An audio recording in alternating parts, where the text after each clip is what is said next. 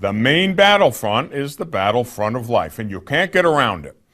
Listen, if you took all the important things in society, and there are many of them, taking care of the poor, the economy, health care, those are all important things, to be sure. But if you added them all together, if you put them all together, they're not as important as the battle for life. Listen, I'm going to ask you a question, a couple of them.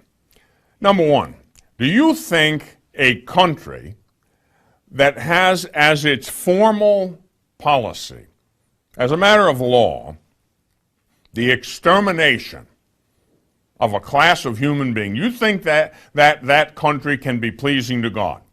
Do you think a country that's guilty of genocide, mass murder, do you think that country can be pleasing to God, no matter what else it does that's good? Can that country be pleasing to God? I don't think so. Listen, the Catholic Church holds, and rightly so, that life begins at conception. There is no other rational, logical, or moral position.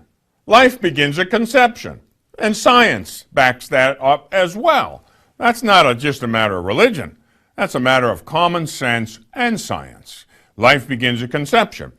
If you're Catholic and Christian, you have to believe that. If you don't, then you're basically a heretic, and you've separated yourself from the body of Christ. Life begins at conception, no exceptions. Life begins at conception. It's a human being from the moment of conception on.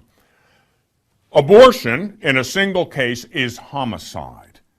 The popes have said that. Pope John Paul II called it murder in plain English. Abortion is murder. A single abortion is a homicide. Then what, may I ask, would 48 million and counting abortions be? That's genocide.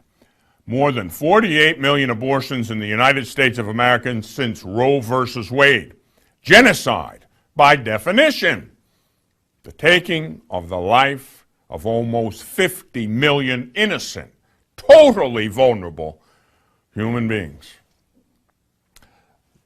That's the law of the land. And why? How can they defend it? Well, a woman has a right to choose. Hold on. A right to choose what? A right to choose to murder another innocent human being? No woman, no man has the right to murder another innocent human being. Now that's in your face, clear as a bell, truth. And there are many who will not accept it. And those people are well on their way to destroying this country. Let me tell you something. All the economic chaos you've been seeing in recent times, all the chaos in general, trace it right back to the gross immorality, the legal immorality of the taking of the life of innocent human beings. Everything else pales into utter insignificance when compared to that. And we now have a presidential election, another one. Well, business as usual. Have you heard a single meaningful debate on this most important of issues? No, you have not.